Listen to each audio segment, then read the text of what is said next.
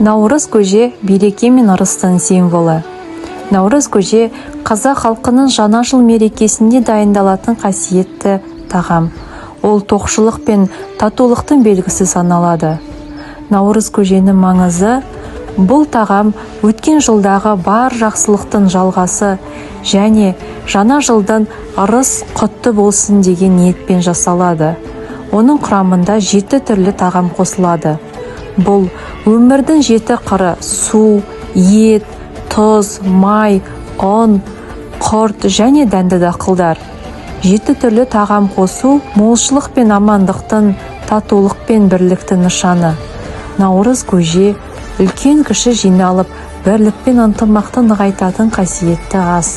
Ұлыстың ұлы күні құтты болсын. Әр шаңыраққа молшылық пен қуаныш тілейміз.